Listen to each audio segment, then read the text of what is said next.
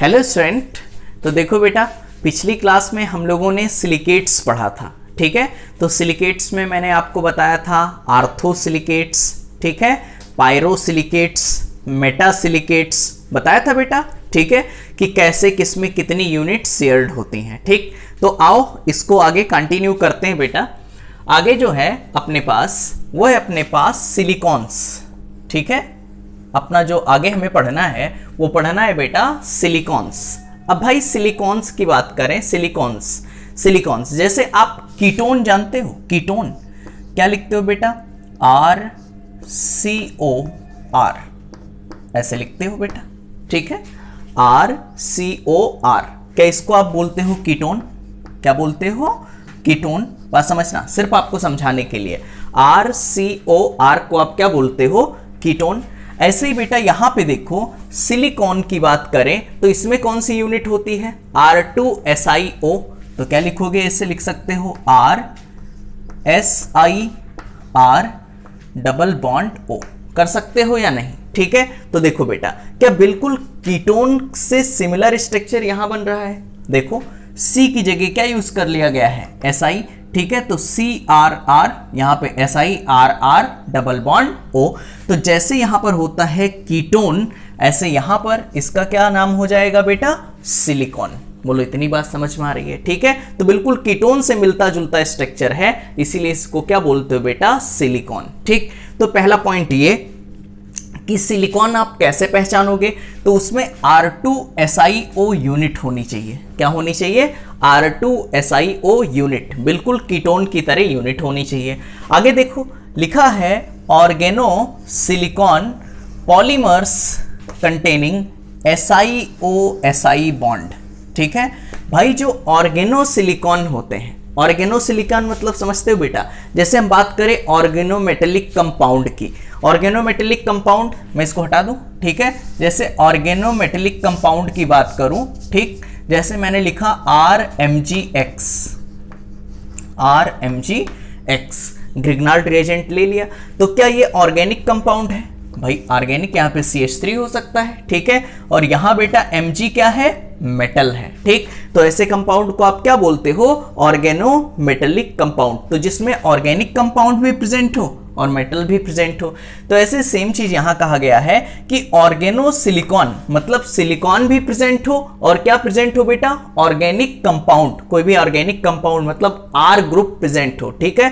तो oregano silicon polymers containing, जो oregano silicon polymer होते हैं उनके पास कौन सी यूनिट होती है? SiO-Si unit. अभी मैं स्ट्रक्चर बनाऊंगा, क्लियर हो जाएगा, ठीक है।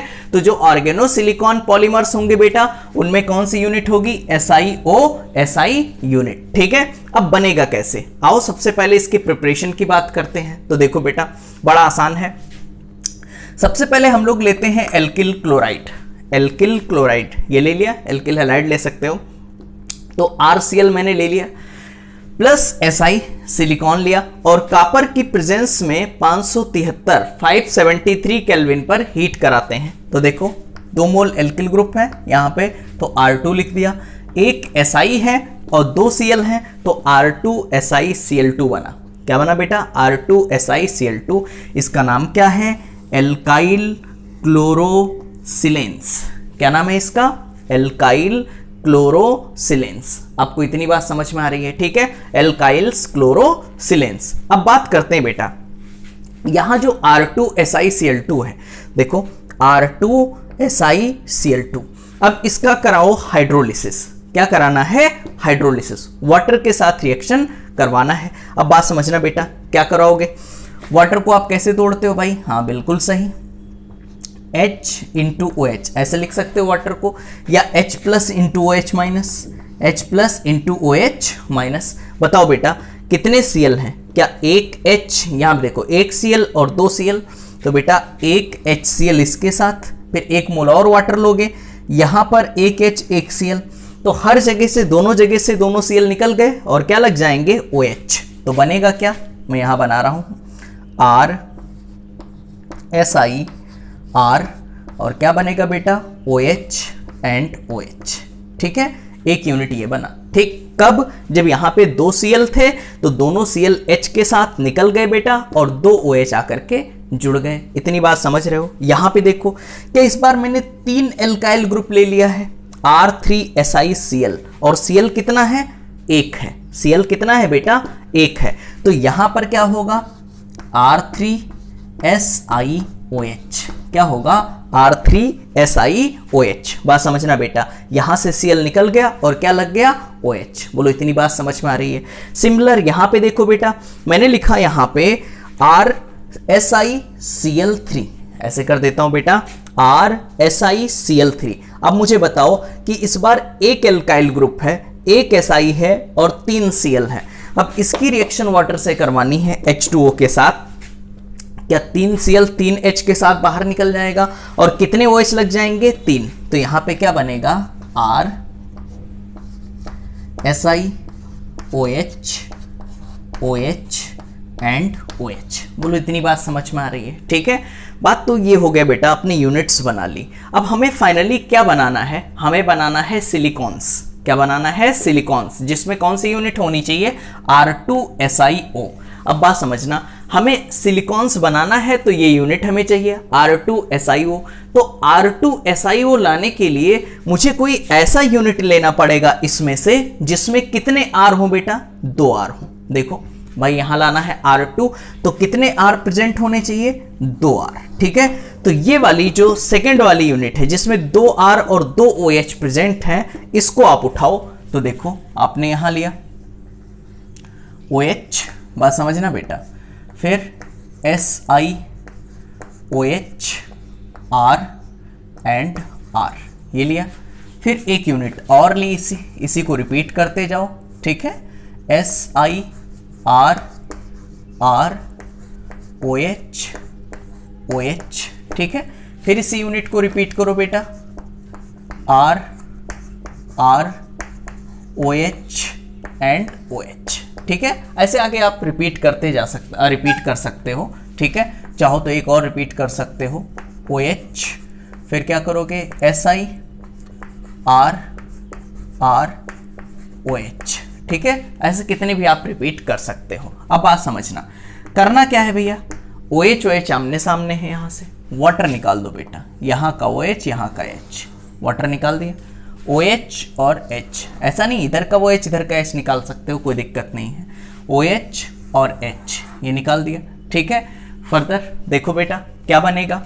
अब यहां से OH है, OH है, यहां से OH निकालोगे तो ये फ्री हो जाएगा, SiR, R फ्री हो गया। बोलो इतनी बात समझ में आ रही है? ठीक है बेटा, H निकालोगे तो O लगा रहेगा, कोई दिक्कत नहीं है। आगे देखो बीच में क्या आएगा? O आएगा, फिर क्या आएगा? SI। देखो वाटर निकल गया तो क्या आएगा? O, फिर क्या है? SI, फिर आगे क्या है? R, R, फिर देखो यहां से OH यहां से H, तो क्या बचा? O, फिर क्या लिखोगे? SI, R, R, फिर OH निकल गया, बीच में क्या आया? O, फिर बेटा SI, R, R, अगर OH निकल गया तो ये वैलेंसी फ्री हो जाएगी। बोलो इतनी बात समझ में आ रही है? अब जरा इसको देखो, जो अपने पास सिलिकॉन्स हमें बनाना था उसका फार्मूला क्या है? R2SiO यूनिट होनी चाहिए। अब यहां देखो बेटा, क्या R2SiO यूनिट आपको दिखाई दे रहा है? ठीक है, R2SiO यूनिट आपको दिख रहा है यहां? बोलो, देखो 2 R हो गए, SI हो गया, O हो गया, तो R2SiO यूनिट आपको दिखाई दे रहा है। मतलब आपने क्या बना लिया? सिलिकॉन्स बना लिया। बोलो इतनी बात समझ में आ रही है? ठीक है, आगे देखो इसी सिलिकॉन्स में ये देखो लगातार चैन टाइप दिखाई दे रहा है। ठीक है, पॉलीमरिक फॉर्म में इनफाइनाइट तक चला जाएगा। तो देखो बेटा, जो अपने पास था organo silicon polymer containing SiO SI bond, क्या देखो क्या ये भी आपको नजर आ रहा है? SiO SI बॉन्ड, कहीं पर भी देखो SiO SI बॉन्ड, यहाँ देखो SiO SI बॉन्ड, क्या SiO SI बॉन्ड भी नजर आ रहा है? ठीक है, और इसको आप नाम देते हो बेटा, मैं यहां लिख रहा हूं ऑर्गेनो सिलिकॉन्स पॉलीमर। क्या बोलोगे? Organo silicones polymer. कोई डाउट तो नहीं है? Organo silicones polymer. ठीक भाई, पॉलीमर क्यों? क्योंकि इसकी बहुत सारी यूनिट आपस में जुड़ती चली जा रही है। आगे ऑर्गेनो क्यों लगा दिया? क्योंकि देखो बेटा, क्या एल्काइल ग्रुप कोई ऑर्गेनिक कंपाउंड सिलिकॉन के साथ जुड़ रहा है, तो इसे क्या बोलोगे? Organo silicon polymer. अब भाई दिक्कत तब आती है कि देखो ये लगातार जुड़ते चले जाएंगे इनफाइनाइट तक। अगर इनको बीच में स्टॉप करना हुआ तब हम क्या करें? बात समझना बेटा, ये लगातार जुड़ते चले जाएंगे, अगर इनको बीच में रोकना है मुझे कि यहीं तक हमें जाना है, 10 यूनिट जोड़नी है, 20 यूनिट जोड़नी है, उसके बाद नहीं जोड़ना है, तो फिर क्या करें? अगला पॉइंट देखो, इफ स्टॉप दिस चेन, अगर इस चेन को मुझे स्टॉप करना है तो करना क्या होगा? देखो सिंपल है, पहले जो लिखा उसे लिख लो, RSIR, आगे क्या है बेटा? OH ये लिया, ठीक। फिर आगे इसकी unit low, SIR, OH and OH, एक यूनिट और मैं ले रहा हूँ, SIR, OH एंड OH, ठीक है, ये ले लिया। अब बताओ क्या ये लगातार इनफाइनाइट तक जुड़ते चली जाएंगी? अगर इसको स्टॉप करना है, तो देखो बेटा, हमें ये यूनिट उठानी पड़ेगी, R3SiOH, ठीक है, जिसमें एक OH है और 3 एल्काइल ग्रुप लगे हुए हैं, ठीक है। तो अगर ये यूनिट इसके साथ जोड़ देते हो तो ये चैन आगे फिर प्रोसीड नहीं करेगी, वहीं पे स्टॉप हो जाएगी। देखो कैसे, इस वाले यूनिट को उठाओ, क्या लिखा है? R3SiOH, तो यहां लिखो बेटा, SI लिखा, ठीक है, R, फिर आगे OH, बोलो इतनी बात समझ में आ रही है? ठीक है, R3SiOH, ये करा। फर्दर यहां पे देखो, यहां पर भी हमें क्या करना है? SI, R एंड OH, ठीक है। देखो भाई, ये 3 यूनिट हमने जहां पे 3 एल्काइल ग्रुप लगे हुए हैं उसको यहां पे जोड़ दिया। अब होगा क्या? देखो बेटा, होगा क्या? सिंपल है, देखो OH और H, क्या मैं वाटर निकाल दूं? यहां से वाटर निकाल दिया, यहां पे OH और H, देखो बेटा, क्या वाटर निकाल दूं? यहां पे सिंपल, यहां पर OH और H वाटर निकाल दो, यहां पे, यहां देखो OH और H वाटर निकाल दो, ठीक। तो देखो अपने पास क्या बना, यहां देखो, यहां पर जो प्रोडक्ट बनेगा R, फिर यहां देखो OH H जा चुका है तो सिर्फ O बचेगा, तो O लिखा, फिर क्या है? SIR, फिर यहां पर बेटा O, फिर क्या है? SIR, फर्दर यहाँ O बचा क्योंकि वाटर निकल चुका है, फिर क्या है? SIR, फिर यहाँ पे देखो बेटा OH H जा चुका है तो O बचा, फिर SIR एंड R। अब बात समझना बेटा, क्या इस सिलिकॉन का देखो, इसके पास 3 एल्काइल ग्रुप हैं, कोई OH ग्रुप नहीं है। यहां इस सिलिकॉन देखो लास्ट में 3 एल्काइल ग्रुप है, कोई OH ग्रुप नहीं है। अब बताओ बेटा, जब OH ग्रुप प्रेजेंट नहीं है तो आगे फिर रिएक्शन होगी, आगे वाटर निकल पाएगा? हाँ बिल्कुल सही, आगे वाटर निकल नहीं पाएगा, ठीक है।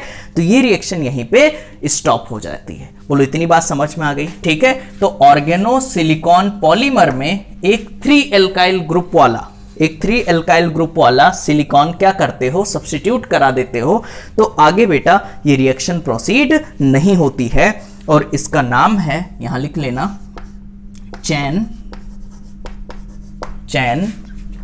लिंक्ड सिलिकॉन, ठीक है। क्या बोलोगे? चैन लिंक्ड सिलिकॉन। बोलो इतनी बात समझ में आ रही है? ठीक है, क्लियर है बेटा? तो इसको कॉपी करो, फिर हम लोग आगे बढ़ते हैं। चलो बेटा, तो हम लोगों ने चैन सिलिकॉन डिस्कस कर लिया, ठीक है। चलो आगे बात करते हैं। इसी में अगला जो है अपने पास वो है बेटा क्रॉस्ड लिंक्ड सिलिकॉन, ठीक है। क्रॉस लिंक्ड सिलिकॉन ये कैसे बनेगा? आओ देखते हैं, सीखते हैं बेटा। हमने सिलिकॉन लिया एल्काइल ग्रुप और ऐसा सिलिकॉन लिया जिसमें 3 OH ग्रुप प्रेजेंट, ये ले लिया। ध्यान देना, ऐसा सिलिकॉन लिया जिसमें 3 OH ग्रुप प्रेजेंट हैं। ठीक, फिर से silicon R OH OH OH, यहाँ पर भी बेटा silicon R OH OH OH। ठीक है, चलो भाई, अब ये तो इसमें बेटा क्या बनेगा, लीनियर बनेगा, लीनियर बनेगा। ठीक है, आगे बात करते हैं, हमें क्या बनाना है, क्रॉस लिंक्ड। तो यही सेम यूनिट एक बार फिर से लेते हैं, SiOH OH OH और यहाँ पर R। ठीक है, यहाँ पे देखो बेटा Si R OH OH और OH, देखो 3 OH वाली यूनिट फिर हम लोग ले रहे हैं। फिर से वही यूनिट रिपीट करो, SiOH OH R and OH। ठीक है, अब चलो बेटा पॉलीमर बनाते हैं। तो इससे जो पॉलीमर बनेगा उस पॉलीमर को आप क्या नाम दोगे, क्रॉस लिंक्ड सिलिकॉन। ठीक है, देखो भैया यहाँ OH और H, क्या वाटर निकाला बेटा, यहाँ पे देखो OH और H वाटर निकाल दिया।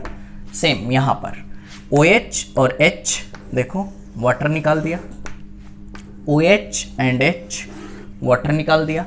यहाँ देखो बेटा OH एंड H वाटर निकाल दिया। तो देखो यहाँ पे कैसा सिलिकॉन बन रहा है आप समझना, देखना Si ऊपर R लगा हुआ है। ठीक है, Si ऊपर R, इधर क्या है बेटा OH, ये मैंने OH लगाया, बात समझ रहे हो आप। ठीक है, यहाँ पे देखो भैया, यहाँ पे OH और H निकल गया तो सिर्फ O बचा। तो देखो O, फिर आगे क्या होगा Si और यहाँ पर R, Si R, समझ रहे हो भाई। ठीक है, आगे देखो OH और H, फिर से वाटर निकला बेटा, बीच में O आया, फिर क्या लिखोगे Si R, फिर यहाँ पे देखो OH निकल जाएगा, वैलेंसी फ्री हो जाएगी। यहाँ से अगर OH निकल जाएगा तो वैलेंसी फ्री हो जाएगी। इतनी बात समझ रहे हो। ठीक, फर्दर यहाँ पे देखो बेटा, यहाँ का OH और यहाँ का H वाटर निकल चुका है तो सिर्फ O बचेगा। लो भैया O लिखा, O के बाद फिर क्या आएगा Si, और Si के बाद नीचे क्या है R, ये जुड़ा है। OH यहाँ से निकल जाएगा तो ये भी वैलेंसी फ्री। अब देखो यहाँ OH और H वाटर निकाल दो, OH H वाटर निकाल दो, तो देखो बेटा क्या बनेगा, बीच में क्या फिर O आएगा Si, बात समझना। ठीक है, O और यहाँ पे क्या आएगा Si, और Si के साथ क्या जुड़ा हुआ है R। ठीक है, फिर आगे देखो बीच में क्या आएगा O, और फिर क्या आएगा Si के साथ क्या जुड़ा हुआ है R, वैलेंसी फ्री। अब देखो ये Si और Si के बीच में क्या आ जाएगा, वाटर निकल चुका है तो क्या आ जाएगा ऑक्सीजन, ये ऑक्सीजन जोड़ दिया। यहाँ देखो OH और H निकल चुका है, बीच में क्या आ जाएगा ऑक्सीजन, ये ऑक्सीजन। ठीक है, अब इस टाइप के सिलिकॉन को आप क्या बोलते हो, क्रॉस लिंक्ड सिलिकॉन। बोलो इतनी बात समझ में आ रही है। ठीक है, यहाँ पर देख सकते हो बेटा SiO Si बॉन्ड भी दिखाई दे रहा है, देखो SiOO। ठीक है, ये बॉन्ड नजर आ रहा है। यहाँ पर देखो कोई ऑर्गेनिक कंपाउंड R भी दिया हुआ है। ठीक, इस टाइप के पॉलीमर को या इस टाइप के सिलिकॉन को क्या बोलते हो, क्रॉस लिंक्ड सिलिकॉन। ठीक है, चलो भाई आगे बात करते हैं बेटा सिलिकेट्स, जैसे हम लोगों ने पढ़ा था। तो भाई सिलिकेट्स में एक और वैरायटी है अपने पास, वो है बेटा एल्यूमिनो सिलिकेट। पहले हम लोग स्ट्रक्चर बनाते हैं, उसको समझते हैं, फिर ये पॉइंट्स डिस्कस करते हैं। ठीक है, तो भाई एल्यूमिनो सिलिकेट डिस्कस करने के लिए बेटा मुझे स्ट्रक्चर पर जाना पड़ेगा SiO2 के। भाई SiO2 का स्ट्रक्चर बनाओ। ठीक है, कल मैंने आपको सिखाया है SiO2 का स्ट्रक्चर बनाना, SiO कुछ याद आ रहा है। ठीक है, आगे देखो बेटा, यहाँ O फिर Si, यहाँ पर O फिर Si, फिर यहाँ पर O और फिर Si, कुछ याद आ रहा है। ठीक है, यहाँ पर आगे ये वैलेंसी फ्री, ये वैलेंसी फ्री। ठीक है, आगे देखो बेटा O, यहाँ पर O, यहाँ पर O, यहाँ पर, ऐसे कर सकते हो। देखो यहाँ पर सिलिकॉन की बात करें, यहाँ पर देखो बेटा, फिर यहाँ पर O, क्या ये स्ट्रक्चर बनेगा। ठीक है, कोई डाउट तो नहीं है। इस तरीके से आप SiO2 का स्ट्रक्चर ड्रॉ कर सकते हो। अब करना क्या है भैया, ये हो गया अपने पास सिलिकेट्स मतलब SiO2। ठीक है, हमें क्या बनाना है बेटा, एल्यूमिनोसिलिकेट्स। क्या बनाना है? एल्यूमिनोसिलिकेट्स। अब मुझे एल्यूमिनोसिलिकेट्स बनाना है तो सिंपल, कुछ नहीं करना है बेटा, आप SI को हटाओ। ध्यान देना, अभी यहां पे क्या है? SI है, तो SI को रिप्लेस कर दो किससे? एल्यूमिनियम से। SI को किससे रिप्लेस कर दिया आपने? एल्यूमिनियम से। बोलो इतनी बात समझ में आ रही है? ठीक है, SI को हटाओ और क्या लगा दो यहां पर? एल्यूमिनियम। SI को हटा दिया करो और क्या लगा दिया करो बेटा? एल्यूमिनियम। बोलो इतनी बात समझ में आ रही है? ठीक, तो SI को जब आप एल्यूमिनियम से रिप्लेस कर देते हो, SI को हटाया और एल्यूमिनियम लगाया, तो इस सिलिकेट को आप क्या नाम दोगे बेटा? एल्यूमिनोसिलिकेट। बोलो इतनी बात समझ में आ रही है? ठीक, अब भैया ये नहीं कि आप बेटा सारे सिलिकॉन को हटा दो और एल्यूमिनियम लगा दो, ऐसी गलती मत करना। 50% आप SI निकाल सकते हो, 50%। जैसे अगर अपने पास 10 SI सिलिकॉन है तो आप 5 सिलिकॉन को एल्यूमिनियम से रिप्लेस कर सकते हो। बोलो इतनी बात समझ में आ रही है? ठीक है, तो देखो भाई, लास्ट टाइम मैं फिर से आपको समझा रहा हूं, एल्यूमिनोसिलिकेट्स क्या है बेटा? SiO2 का स्ट्रक्चर ड्रॉ करो और उसमें Si को, सिलिकॉन को रिप्लेस कर दो किससे? एल्यूमिनियम से। सिलिकॉन को रिप्लेस कर दो एल्यूमिनियम से। बोलो इतनी बात समझ में आ रही है? ठीक है, तो भाई एल्यूमिनियम से आपने रिप्लेस कर दिया, तो ऐसे सिलिकॉन को आप क्या बोलते हो? ऐसे सिलिकेट्स को क्या बोलते हो बेटा? एल्यूमिनोसिलिकेट्स। बोलो इतनी बात समझ में आ रही है? ठीक, यहां पर लेकिन ध्यान रखना 50% ही SI हटा के आप एल्यूमिनियम वहां लगा सकते हो। तो देखो भाई, लिखा हुआ है up to 50% atom of silicon can be replace. कितना सिलिकॉन आप हटा सकते हो बेटा? 50%। 50% सिलिकॉन हटा करके वहां पे एल्यूमिनियम लगा सकते हो। आगे देखो भैया, एक यहां पे इंपॉर्टेंट चीज और सीखनी है बेटा। ड्यू टू, भाई आप खुद बताओ यार, बैगन आलू गाजर इन थैला, बैगन आलू गाजर इन थैला, कुछ याद आया बेटा? ये किस में आता है? 3rd A, या फिर आप बोल सकते हो 13 ग्रुप। याद है? 13 ग्रुप में आएगा। तो देखो, due to 3 valence electron in aluminium. अब 13 ग्रुप है बेटा, इसमें वैलेंस इलेक्ट्रॉन कितने होंगे? क्या 3 होंगे? वैलेंस इलेक्ट्रॉन कितने होंगे? 3। अब बताओ SI में कितने वैलेंस इलेक्ट्रॉन होते हैं? 4। SI में कितने वैलेंस इलेक्ट्रॉन होते हैं? 4। इतनी बात समझ रहे हो? तो जब SI को रिप्लेस करेगा कौन? एल्यूमिनियम। अब SI में वैलेंस इलेक्ट्रॉन कितने थे? 4। एल्यूमिनियम में कितने हैं? 3। समझ पा रहे हो बेटा? तो क्या एल्यूमिनियम पर एक माइनस चार्ज आ जाएगा?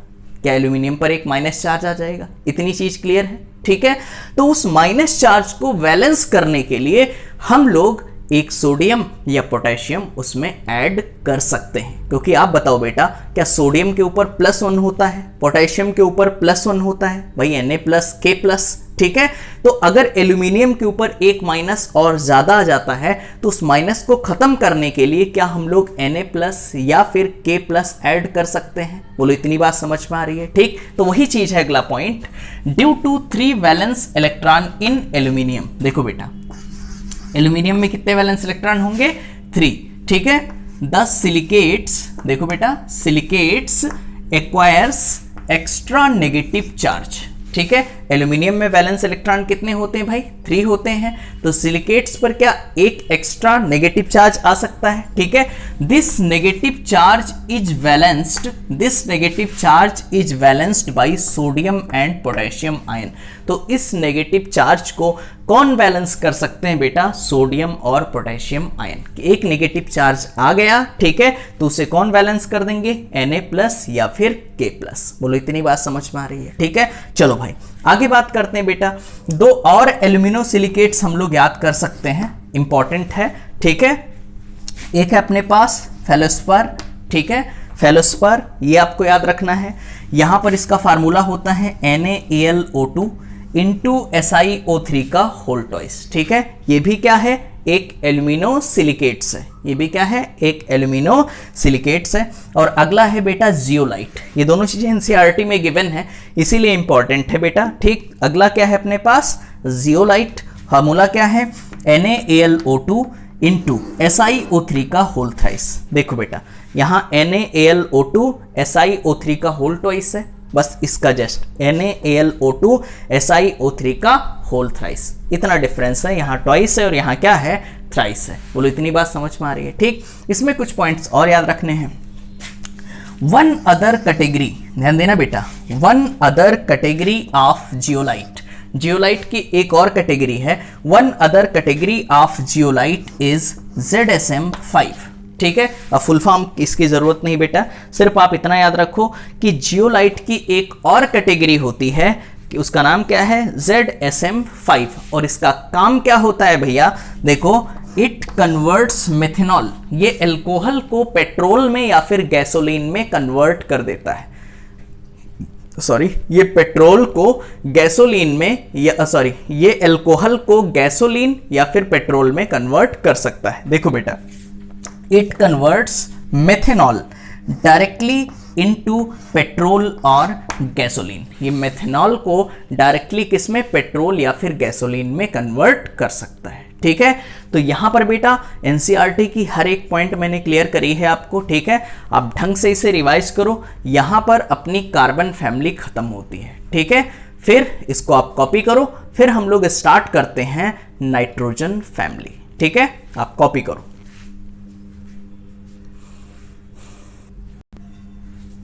चलो भाई, तो आगे हम लोग स्टार्ट करते हैं बेटा नाइट्रोजन फैमिली। ठीक है, हम लोगों ने बोरान फैमिली कंप्लीट कर लिया, कार्बन फैमिली कंप्लीट कर लिया।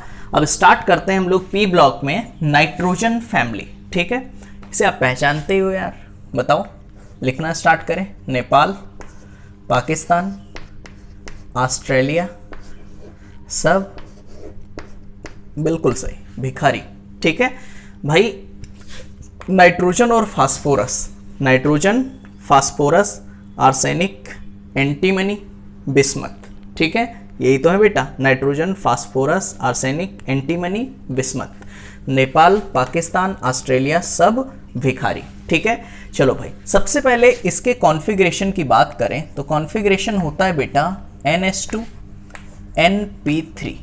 ठीक है, क्या कॉन्फ़िगरेशन होता है, NH2 NP3, बात समझना। ठीक है भाई, वैलेंस इलेक्ट्रॉन कितने होंगे, 3n2 5। चलो, इलेक्ट्रॉनिक कॉन्फ़िगरेशन बताओ, क्या नाइट्रोजन बेटा सेकेंड पीरियड एलिमेंट है? बोलो भाई, नाइट्रोजन क्या है, एक सेकेंड पीरियड एलिमेंट, तो n की जगह क्या रखेंगे बेटा, 2, तो क्या होगा 2s2 एंड 2p3, ये कॉन्फ़िगरेशन हो जाएगा। यहां देखो फास्फोरस क्या थर्ड पीरियड एलिमेंट, क्या लिखोगे 3s2 एंड 3p3। आगे देखो आर्सेनिक की बात करें फोर्थ, तो यहाँ पे क्या लिखोगे, बिल्कुल सही 4s2 एंड 4p3। यहाँ पे फिफ्थ, तो क्या लिखोगे 5s2 एंड 5p3। यहाँ पे देखो बेटा बिस्मथ की बात करें, क्या लिखोगे 6s2 एंड 6p3। क्या हो गए ये, इनके हो गए इलेक्ट्रॉनिक कॉन्फ़िगरेशन। ठीक है, बोलो इतनी बात समझ में आ रही है? ठीक है, चलो भाई, अब ये आप जानते हो कि बेटा नाइट्रोजन और फास्फोरस ये दोनों क्या हैं, नॉन मेटल। यहाँ पे आर्सेनिक और एंटीमनी ये दोनों क्या है बेटा, मेटलॉइड। और यहाँ पे बिस्मथ क्या है, मेटल। ये तो आप जानते हो, हमने पहली क्लास में ये डिस्कस किया था जब पी ब्लॉक स्टार्ट किया था। ये दोनों क्या हो गए, नॉन मेटल। ये दोनों क्या हो गए, मेटलॉइड। और बिस्मथ क्या हो गया बेटा, मेटल। ठीक है, अब देखो इसमें जो जो चीजें पूछी जाती हैं वो आपको आनी चाहिए। देखो पहली चीज पूछी जाती है साइज। ठीक है, तो देखो इसमें मुझे कुछ ज्यादा बताना नहीं है, कोई वेरिएशन वगैरह नहीं है। साइज ऊपर से नीचे की तरफ जाते हो बेटा, गोइंग डाउनवर्ड, यहां लिख लो गोइंग डाउनवर्ड। ठीक है, साइज डिक्रीजेस। ठीक है, ऊपर से नीचे की तरफ जाओगे तो साइज क्या होगा, क्या हो रहा है यार। ठीक है, देखो बेटा गोइंग डाउनवर्ड, ऊपर से नीचे की तरफ जाओगे तो साइज क्या होगा, इंक्रीज होगा। ऊपर से नीचे की तरफ जाओगे तो साइज इंक्रीज होगा। दूसरी चीज इलेक्ट्रोनेगेटिविटी की बात करें, अब आपको तो पता है नाइट्रोजन फोन कॉल, याद करो बेटा, क्या सबसे ज्यादा नाइट्रोजन इलेक्ट्रोनेगेटिव है, तो ऊपर से नीचे की तरफ जाओगे तो इलेक्ट्रोनेगेटिविटी क्या होगा, डिक्रीज होगा। बोलो इतनी बात समझ रहे हो? ठीक है भाई, गोइंग डाउनवर्ड जाओगे तो साइज, ऊपर से नीचे की तरफ जाओगे तो साइज बढ़ेगा, इलेक्ट्रोनेगेटिविटी क्या होगी बेटा, डिक्रीज होगी। और तीसरा पॉइंट जो है अपने पास वो है आयोनाइजेशन एनर्जी, ठीक है, आयोनाइजेशन एनर्जी, ये भी क्या होगा, डिक्रीज होगा, क्योंकि ऊपर से नीचे की तरफ जा रहे हो बेटा, साइज क्या हो रही है, इंक्रीज हो रही है, साइज इंक्रीज हो रही है, तो साइज इंक्रीज हो रही है तो आयोनाइजेशन एनर्जी क्या होगी, डिक्रीज होगी। बोलो इतनी बात समझ में आ रही है, ठीक है। चलो भाई, एक सबसे इंपॉर्टेंट चीज, एक क्वेश्चन ये आता है बेटा, मैं आपको बस ऐसे समझा दे रहा हूं, आप लिख लेना। अपने पास ये जो है क्या 15th ग्रुप एलिमेंट है, 15th ग्रुप, ठीक है भाई। इससे पहले कौन आए थे अपने पास, carbon family, 14th group element, ठीक है। इसके बाद कौन आएगा बेटा, 5th के बाद आएगा 6, मतलब oxygen family, 16th group element. भाई यहाँ पे 5th में नाइट्रोजन फैमिली आ गया, 15th में, ठीक है, बात समझना। 16 में कौन आएगा बेटा, ऑक्सीजन फैमिली आएगा, ऑक्सीजन फैमिली आएगा, और यहाँ पर 14 में कौन आएगा, कार्बन फैमिली। मैं आपको यहाँ पे समझाने की कोशिश करता हूँ। यहाँ पे जैसे नाइट्रोजन फैमिली हो गया, ठीक है, इसके बाद कौन आएगा, ऑक्सीजन फैमिली आएगा, और इससे पहले कौन है, कार्बन फैमिली, जो हम लोग डिस्कस कर चुके हैं। जरा बेटा सबके इलेक्ट्रॉनिक कॉन्फ़िगरेशन बताओ, इलेक्ट्रॉनिक कॉन्फ़िगरेशन बताओ। तो बताओ, कार्बन का होता था, हाँ बिल्कुल सही, 2s2 एंड 2p2। कार्बन का इलेक्ट्रॉनिक कॉन्फ़िगरेशन क्या होता था, 2s2 2p2। ऑक्सीजन के इलेक्ट्रॉनिक कॉन्फ़िगरेशन, नाइट्रोजन का पहले देखो, इसका क्या होगा, 2s2 एंड 2p3, क्या होगा, 2s2 एंड 2p3, समझ पा रहे हो। ऑक्सीजन का क्या होगा बेटा, यहां पर 2s2 एंड 2p4, क्या होगा, 2s2 एंड 2p4। देखो इसमें वैलेंस इलेक्ट्रॉन 4 आ रहे हैं, इसमें वैलेंस इलेक्ट्रॉन 5 आ रहे हैं, इसमें वैलेंस इलेक्ट्रॉन कितने आ रहे हैं, 6 आ रहे हैं, ठीक है। तो आपसे एक क्वेश्चन पूछा जाता है कि बेटा पहले ये देख लो कि ये कौन सा ग्रुप हो गया, भाई ये हो गया 14th ग्रुप, ये कौन सा हो गया बेटा, 15th ग्रुप, और ये कौन सा हो गया अपने पास, 16th ग्रुप, ठीक है। तो भाई पूछा जाता है कि आयोनाइजेशन एनर्जी, आयोनाइजेशन एनर्जी जो होता है वो 15th ग्रुप वाले एलिमेंट का, 15th ग्रुप वाले एलिमेंट का 14 से भी ज्यादा होता है और 16 से भी ज्यादा होता है, ऐसा क्यों, ठीक है, आप मुझे बता सकते हो, ठीक। देखो आंसर तो मैंने खुद लिख दिया, आप खुद बता सकते हो कि जो आयोनाइजेशन एनर्जी है वो नाइट्रोजन फैमिली का, ऐसे समझ लो, नाइट्रोजन फैमिली का मतलब 15th ग्रुप एलिमेंट का ज्यादा होता है 14 से भी और 16 से भी। ऐसा क्यों, ऐसा इसलिए होता है बेटा, यहां पे देखो, क्या 2s2 2p3, बोलो भाई, और p में मैक्सिमम कितने इलेक्ट्रॉन रह सकते हैं, 6, ठीक है भाई। p में कितने ऑर्बिटल होते हैं, 1 2 3 ऑर्बिटल होते हैं, तो 3 इलेक्ट्रॉन, 1 2 3। बताओ क्या एक हाफ फिल्ड कॉन्फ़िगरेशन है, हाफ फिल्ड कॉन्फ़िगरेशन, ठीक है। और मैंने आपको पीरियोडिक टेबल में पढ़ाया है, केमिकल बॉन्डिंग में पढ़ाया है कि अगर कोई भी एलिमेंट अगर हाफ फिल्ड कॉन्फ़िगरेशन या फुल फिल्ड कॉन्फ़िगरेशन अचीव कर लेता है, ठीक है, अचीव कर लेता है, तो वो स्टेबिलिटी गेन करता है, समझ पा रहे हो बेटा। तो यहां क्या होगा, एक स्टेबल कॉन्फ़िगरेशन होगा, क्योंकि यहां क्या है, p में 3 इलेक्ट्रॉन है, हाफ फिल्ड कॉन्फ़िगरेशन है, लेकिन बेटा यहां p में 2 है, पार्शियली फिल्ड, p में 4 है, पार्शियली फिल्ड कॉन्फ़िगरेशन है, ना हाफ फिल्ड है ना फुल फिल्ड है बाकी दो जगह। और यहां कैसा है, हाफ फिल्ड कॉन्फ़िगरेशन, तो हाफ फिल्ड कॉन्फ़िगरेशन है, स्टेबल कॉन्फ़िगरेशन है, तो यहां से क्या इलेक्ट्रॉन निकालना मुश्किल होगा, समझ पा रहे हो।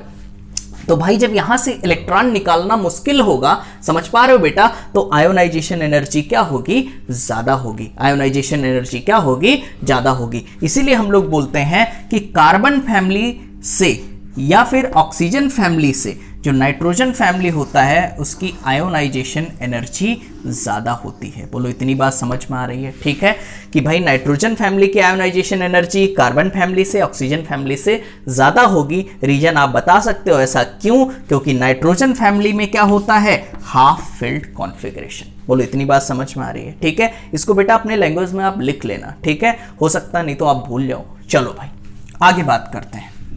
तो बेटा एक बार फिर से मुझे बता दो, नाइट्रोजन फैमिली में नेपाल, पाकिस्तान, ऑस्ट्रेलिया सब भिखारी। कॉन्फ़िगरेशन क्या होता है? NH2 NS2 NP3 होता है। ऊपर से नीचे की तरफ जाने पर साइज बढ़ता है, इलेक्ट्रोनेगेटिविटी डिक्रीज होती है, आयोनाइजेशन एनर्जी डिक्रीज होती है। लेकिन जब हम लोग पीरियड की बात करते हैं, ग्रुप की नहीं पीरियड की बात करते हैं, तो जो कार्बन फैमिली की बात होगी या ऑक्सीजन फैमिली की बात होगी बेटा, तो नाइट्रोजन फैमिली की आयोनाइजेशन एनर्जी कार्बन से और ऑक्सीजन से दोनों से ही ज्यादा होती है। ऐसा इसलिए क्योंकि nitrogen half filled configuration show करता है, जो कि एक स्टेबल कॉन्फ़िगरेशन है। बोलो इतनी बात समझ में आ रही है? ठीक है, चलो भाई आगे बात करते हैं इसी नाइट्रोजन फैमिली में।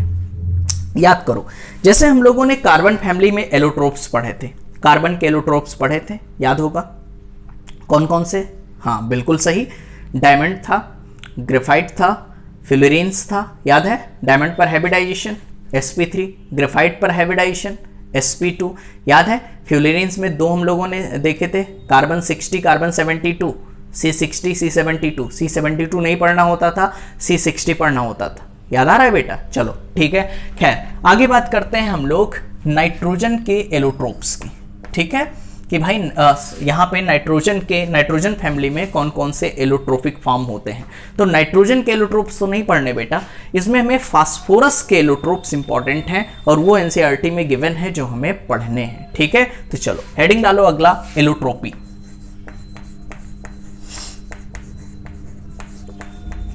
एलोट्रोपी, ठीक है।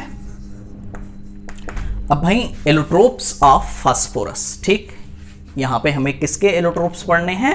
फास्फोरस के। ठीक, तो देखो बेटा फास्फोरस के 3 एलोट्रोप्स होते हैं।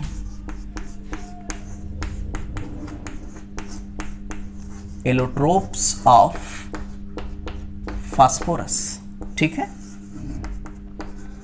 एलोट्रोप्स ऑफ फास्फोरस कौन कौन से होते हैं? पहला होता है व्हाइट फास्फोरस, ठीक। दूसरा होता है बेटा रेड फास्फोरस, एक होता है अपने पास व्हाइट फास्फोरस, दूसरा होता है रेड फास्फोरस और तीसरा होता है ब्लैक फास्फोरस। ठीक है, फास्फोरस के 3 एलोट्रोपिक फॉर्म होते हैं, एक होता है व्हाइट फास्फोरस, दूसरा होता है रेड फास्फोरस और तीसरा होता है अपने पास ब्लैक फास्फोरस। बोलो इतनी बात समझ में आ रही है? ठीक, अब देखो पहला क्वेश्चन तो यही बन सकता है कि सबसे ज्यादा स्टेबल फॉर्म कौन सा होता है? भाई फास्फोरस में जो ये एलोट्रोप्स बना रहा है, सबसे ज्यादा स्टेबल एलोट्रोप्स कौन है? तो बेटा वो है अपने पास ब्लैक फास्फोरस। क्या है अपने पास? ब्लैक फास्फोरस जो होता है वो क्या होता है अपने पास? Most stable form, most stable form. बोलो इतनी बात समझ में आ रही है? ठीक है, कि सबसे ज्यादा स्टेबल फॉर्म कौन सा फास्फोरस होता है? सबसे ज्यादा स्टेबल वो होता है बेटा ब्लैक फास्फोरस। सबसे ज्यादा मिलता कौन है? मोस्ट अबंडेंट, उसकी बात करें मोस्ट अबंडेंट फास्फोरस, तो वो होता है व्हाइट फास्फोरस। ठीक है, यहां पे लिख सकते हो मोस्ट अबंडेंट फॉर्म। ठीक है, सबसे ज्यादा पाया जाता है कौन? White phosphorus. सबसे ज्यादा स्टेबल कौन होता है बेटा? Black phosphorus. बोलो इतनी बात समझ में आ रही है? ठीक है, एक एक करके हम लोग डिस्कस करते हैं। ठीक है, चलो पहली हेडिंग आप डाल लो व्हाइट फास्फोरस।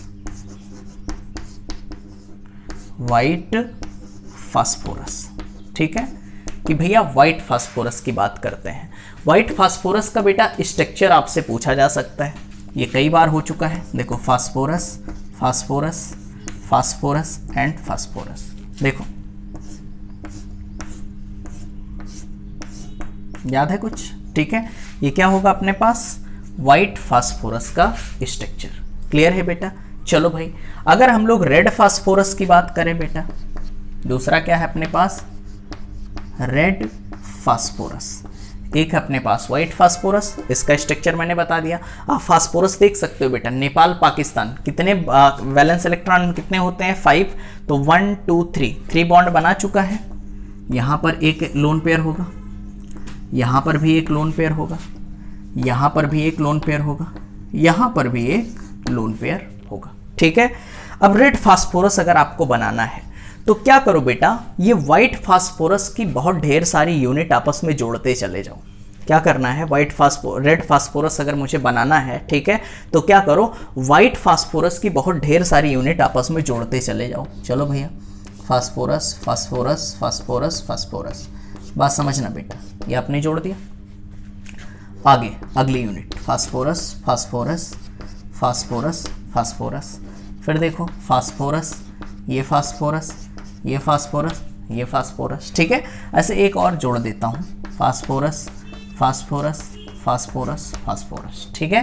ये आप यूनिट जोड़ दो, ये आपने जोड़ दिया, ठीक है। अब ये कौन सा फास्फोरस बन गया बेटा अपने पास, रेड फास्फोरस। बोलो इतनी बात समझ में आ रही है। तो व्हाइट फास्फोरस जो होता है वो मोस्ट अबंडेंट होता है, सबसे ज़्यादा पाया जाता है। ब्लैक फास्फोरस क्या होता है, मोस्ट स्टेबल होता है। व्हाइट फास्फोरस का स्ट्रक्चर आप बना सकते हो, इस तरीके से बनेगा। फिर रेड फास्फोरस जब आपको बनाना है बेटा, तो आप व्हाइट फास्फोरस की यूनिट को रिपीट करते हुए चले जाओ, तो क्या बनेगा अपने पास, रेड फास्फोरस। बोलो इतनी बात समझ में आ रही है, ठीक है। तो ब्लैक फास्फोरस के लिए मेरे पास जगह नहीं है, आप इसको कॉपी करो। फिर हम लोग स्टार्ट करते हैं स्ट्रक्चर ऑफ ब्लैक फास्फोरस, ठीक है, इसको कॉपी करो।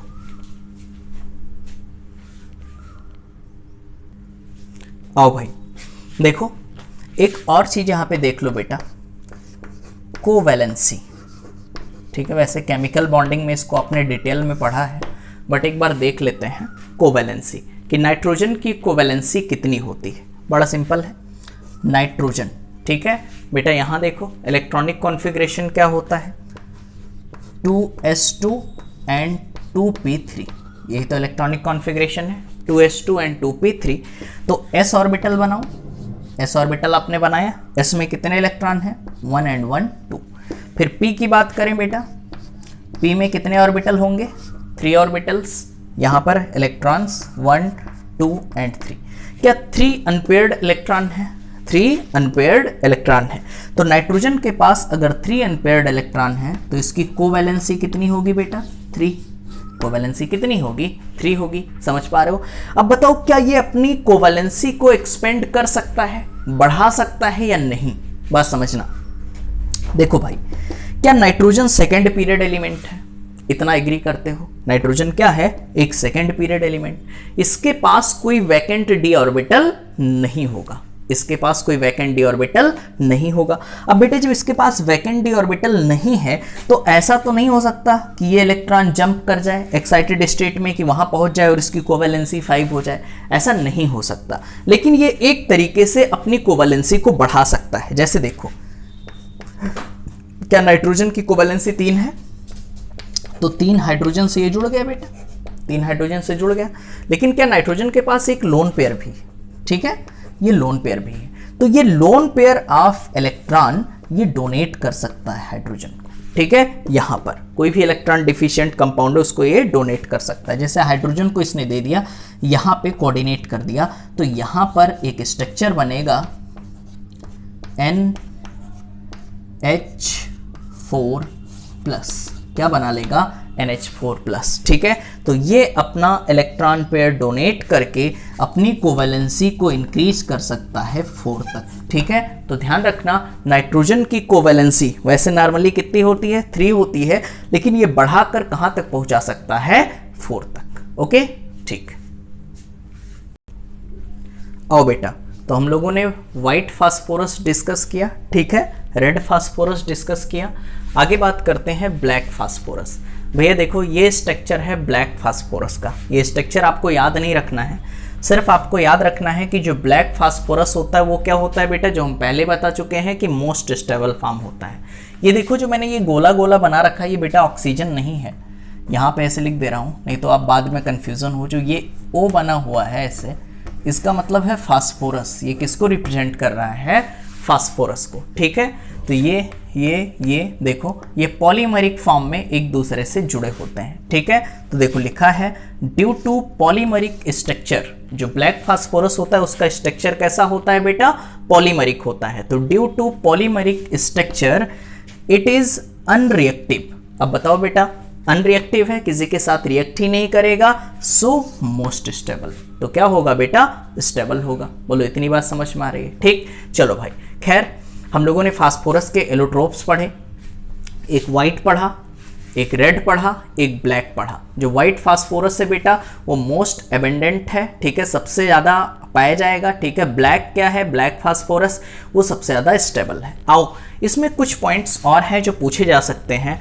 तो अगला बेटा, हाइड्राइड के लिए कुछ चीज़ें पूछी जाती हैं। तो सबसे पहले हम लोग हाइड्राइड की बात करते हैं। नाइट्रोजन फैमिली के हाइड्राइड का जो जनरल फार्मूला होता है वो होता है MH3। हाइड्राइड का जो जनरल फार्मूला होता है वो होता है MH3, ठीक है। चलो भाई सारे हाइड्राइड साथ में बनाओ बेटा, लिखना स्टार्ट करो। वैगन, आलू, ठीक है, वैगन, नाइट्रोजन, सॉरी यार, ठीक है, सॉरी बेटा। यहाँ देखो, नाइट्रोजन, नेपाल, पाकिस्तान, ऑस्ट्रेलिया, सब भिखारी, ठीक।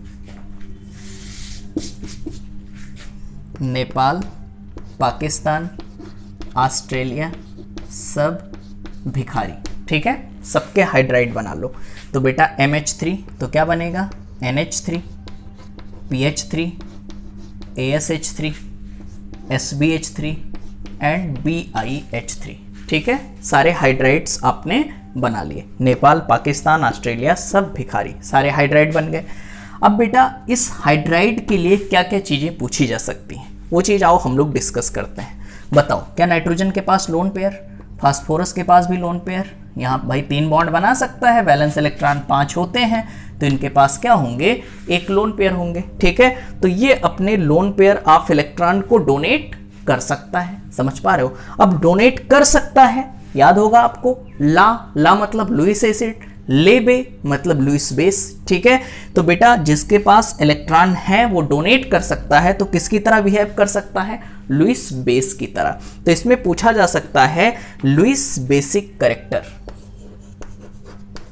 लुईस बेसिक कैरेक्टर, ठीक है, कि भाई अच्छा लुईस बेस कौन है, आसानी से बेटा लोन पेयर ऑफ इलेक्ट्रॉन कौन डोनेट कर सकता है, ठीक है, लेबे। अब बात समझना, नाइट्रोजन क्या मोर इलेक्ट्रोनेगेटिव है, बात समझना बेटा, नाइट्रोजन क्या है, मोर इलेक्ट्रोनेगेटिव। फिर फास्फोरस उससे थोड़ा कम, आर्सेनिक, एंटीमनी, बिस्मथ, समझ पा रहे हो।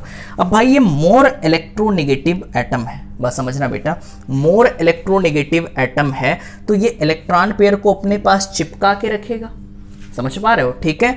लोन पेयर आप यहाँ पे देखो मोर इलेक्ट्रोनेगेटिव है तो इलेक्ट्रॉन को अपने पास चिपका के रखेगा, तो आसानी से ये डोनेट नहीं करेगा, समझ पा रहे हो। इलेक्ट्रोनेगेटिविटी के बेसिस पे अगर देखें तो नाइट्रोजन क्या है, मोर इलेक्ट्रोनेगेटिव है, तो मोर इलेक्ट्रोनेगेटिव है तो इलेक्ट्रॉन को अपने पास चिपका के रखेगा।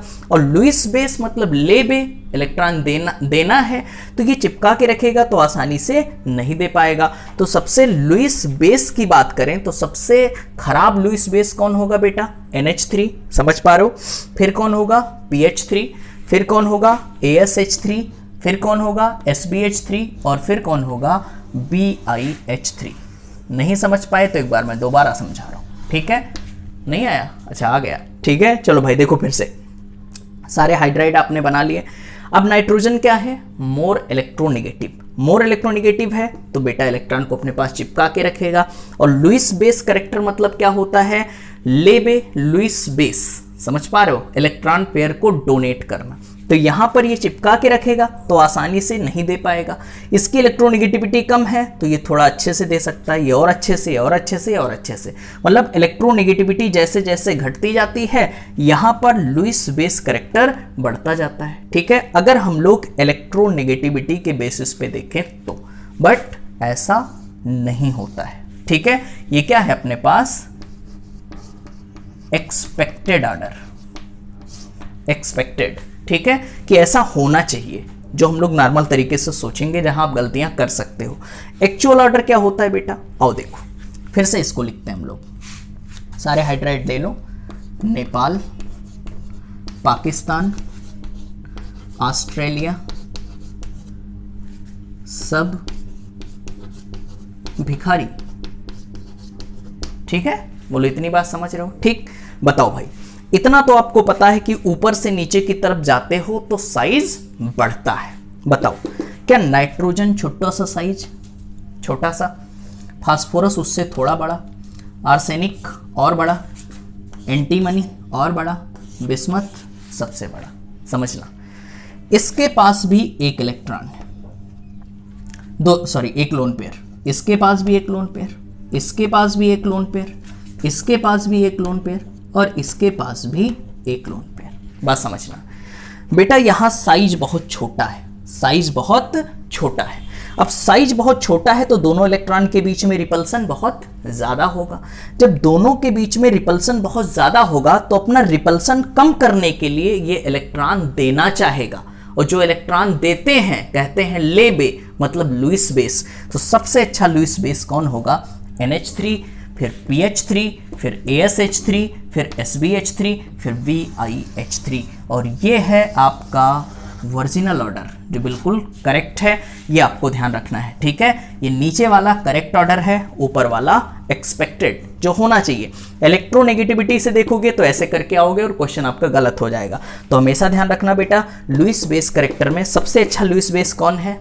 NH3, फिर PH3, फिर ASH3, फिर SBH3, फिर BIH3। रीजन मैं एक बार फिर से बताना चाहता हूं, यहाँ नाइट्रोजन की साइज छोटी है, लोन पेयर ऑफ इलेक्ट्रॉन होंगे, यहाँ पे रिपल्सन ज़्यादा होगा, रिपल्सन ज़्यादा होगा तो इलेक्ट्रॉन पेयर देना चाहेगा रिपल्सन कम करने के लिए, तो जल्दी डोनेट कर देगा। बोलो इतनी बात समझ में आ रही है? ठीक है, चलो भाई आगे बढ़ते हैं। तो हम लोगों ने कौन सा ऑर्डर डिस्कस कर दिया भैया? Lewis basic character. ठीक है, चलो आगे बात करते हैं थर्मल स्टेबिलिटी। थर्मल स्टेबिलिटी, ठीक है, ये भी पूछी जा सकती है बेटा। थर्मल स्टेबिलिटी कि हाइड्राइड के थर्मल स्टेबिलिटी की बात करें कि थर्मली ज़्यादा स्टेबल कौन होता है? हीट करने पर आसानी से जो टूट जाएगा। बात समझना बेटा, थर्मल स्टेबिलिटी का मतलब क्या है भाई? हीट करने पर जो आसानी से टूट जाएगा, ठीक है, उसकी थर्मल स्टेबिलिटी कम है।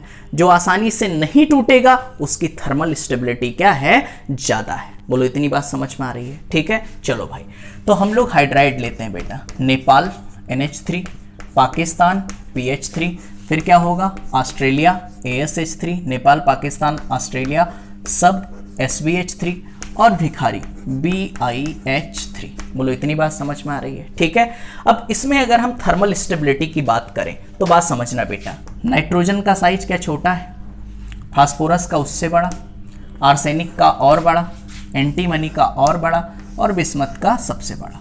ठीक है, ये इनका साइज हो गया। ठीक है, ये इनका साइज हो गया, कोई दिक्कत तो नहीं है? अरे यार गोला बन जाया करो सही से। ठीक, यहां देखो, सबसे छोटा, फिर उससे बड़ा, फिर उससे बड़ा, फिर उससे बड़ा और फिर सबसे बड़ा। समझ पा रहे हो बेटा? अब बताओ, इसके साथ H जुड़ा होगा, इसके साथ भी H जुड़ा होगा, इसके साथ भी, सबके साथ H जुड़ा होगा। ठीक भाई, यहां छोटा है मतलब इसकी बॉन्ड लेंथ क्या होगी? कम होगी। इसकी बॉन्ड लेंथ क्या होगी? कम होगी।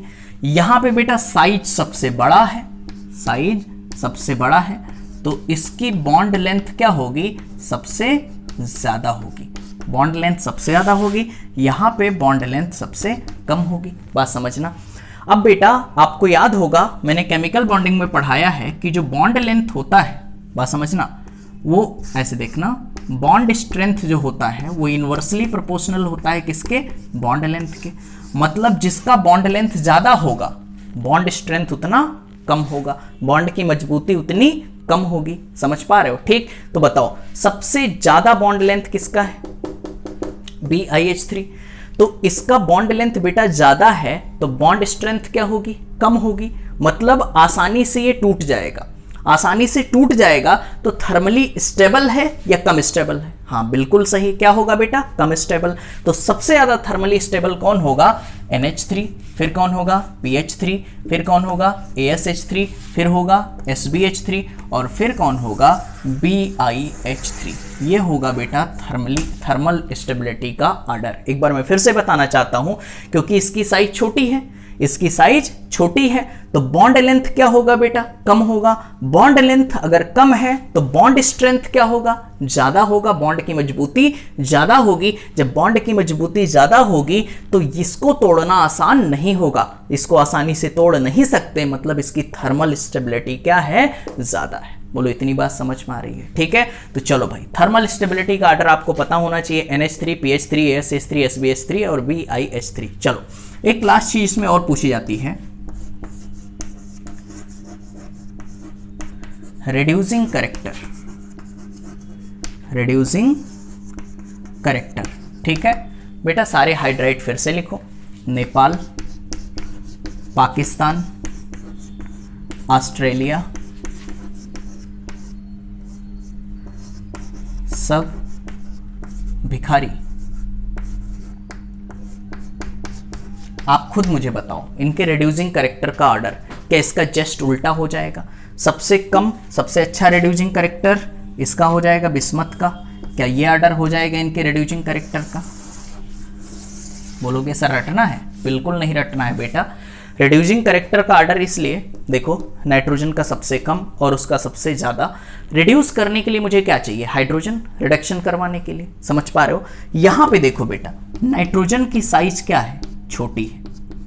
नाइट्रोजन की साइज छोटी है, बॉन्ड लेंथ कम है, और यहां पे इसका बॉन्ड लेंथ क्या है, अभी बताए इसके ऊपर थर्मल स्टेबिलिटी में इसका बॉन्ड लेंथ क्या है, ज्यादा है। क्या ज्यादा है बेटा, बॉन्ड लेंथ। तो बॉन्ड लेंथ इसका ज्यादा है, तो इस बॉन्ड को तोड़ना आसान होगा।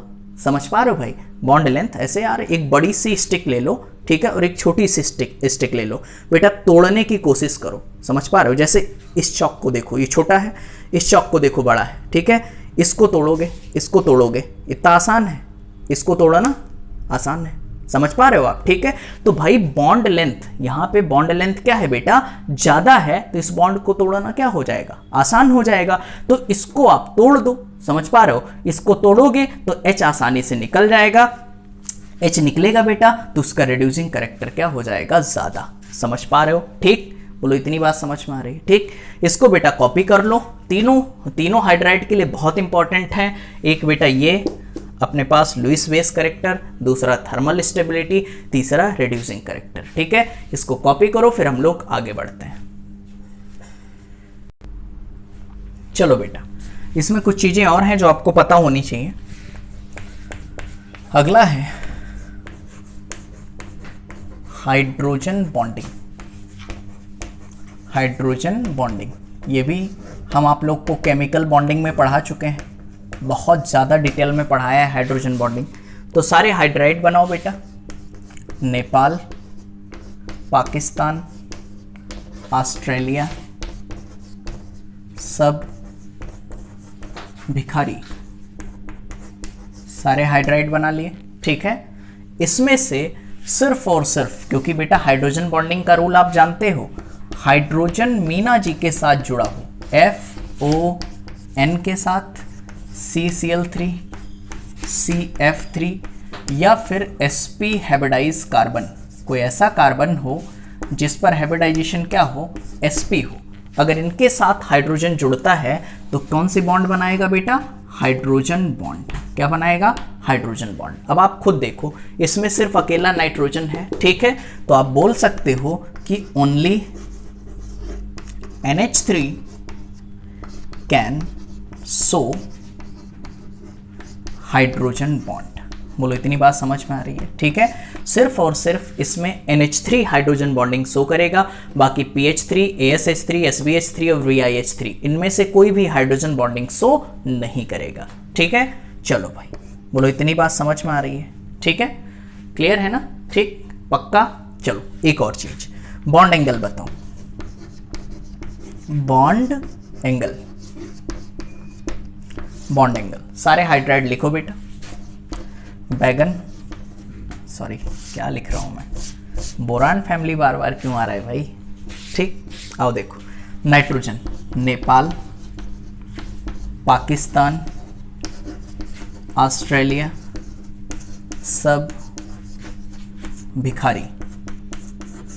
ठीक, ये सारे हाइड्राइड हो गए। बेटा इसमें बॉन्ड एंगल, वैसे बात करूं नाइट्रोजन के पास एक लोन पेयर है, 3 सिग्मा बॉन्ड है, तो हाइब्रिडाइजेशन होगा sp3। sp3 पर बॉन्ड एंगल कितना होना चाहिए बेटा? 109 डिग्री 28 मिनट। बट मैंने बताया था एक लोन पेयर की वजह से 2 एंगल कम हो जाता है, कितना? 2। तो 109 डिग्री नहीं होगा, 107 डिग्री होगा, ठीक है। और 5 मिनट कितना होगा? 107 डिग्री 5 मिनट। इतनी बात समझ रहे हो, ठीक है। 107 डिग्री, क्योंकि बेटा एक लोन पेयर की वजह से कितना एंगल? भाई लोन पेयर बॉन्ड पे रिपल्सन होगा, तो लोन पेयर बॉन्ड पे रिपल्सन की वजह से 2 यूनिट कम हो जाता है। इसको बेटा हम लोग केमिकल बॉन्डिंग में बहुत डिटेल में पढ़ चुके हैं, ठीक है। चलो यहाँ पे आ रहा है इसलिए मैं एक्सप्लेन कर रहा हूँ यहाँ पे। तो NH3 का बॉन्ड एंगल कितना होगा? 107। इन सब का बताओ बेटा, कुछ याद आया? ड्रैगोज रूल, ये किसको फॉलो करते हैं? ड्रैगोज रूल, ठीक है। इनका कोई हाइब्रिडाइजेशन नहीं होता, याद है? नो हाइब्रिडाइजेशन, याद करो, नो हाइब्रिडाइजेशन के नाम से मैंने पढ़ाया था, नाइट्रोजन फैमिली, ऑक्सीजन फैमिली, याद आया? No hybridisation. तो NH3 को छोड़ करके बाकी किसको फॉलो करते हैं? ड्रैगोज रूल को। और इनका जो बॉन्ड एंगल होता है, बॉन्ड एंगल होता है वो क्लोजर टू 90, सबके बॉन्ड एंगल क्लोज टू 90। बोलो इतनी बात समझ में आ रही है, ठीक है। तो ये ड्रैगोज रूल को फॉलो करते हैं और इनका बॉन्ड एंगल कितना होता है? Close to 90। बेटा ये नहीं याद आ रहा है तो आप अपने नोट्स खोलो, बहुत डिटेल में मैंने पढ़ा है केमिकल बॉन्डिंग में, ठीक है। तो बहुत सारी इंफॉर्मेशन, ठीक है बेटा। तो ड्रैगोज रूल क्लोजर टू 90 इसका बॉन्ड एंगल होता है, ठीक है। तो 2 चीजें हम लोगों ने डिस्कस करी बेटा, hydrogen bonding, hydrogen bonding ammonia केवल शो करता है। और यहाँ पर देखो बेटा, इस पर बॉन्ड एंगल कितना होगा? 109 डिग्री 28 मिनट होना चाहिए। एक लोन पेयर की वजह से कितना होता है? 107 डिग्री। बोलो इतनी बात समझ में आ रही है? एक चीज और ध्यान देना, ये हाइड्रोजन बॉन्डिंग शो करता है बेटा, तो वाटर सॉल्युबिलिटी इसकी क्या होगी? ज्यादा होगी। समझ पा रहे हो? इसकी वाटर सॉल्युबिलिटी ज्यादा होगी और बॉइलिंग पॉइंट भी अमोनिया का ज्यादा होगा। क्यों? क्योंकि इसमें हाइड्रोजन बॉन्डिंग होती है। बोलो इतनी बात समझ में आ रही है, ठीक है। तो भाई आज बहुत ढेर सारी इंफॉर्मेशन हो गई है, ठीक है। तो भाई फिर मिलते हैं अगली क्लास में। आप इतना बेटा तैयार करते रहो, ठीक है। पक्का? चलें फिर? Okay, thank you so much.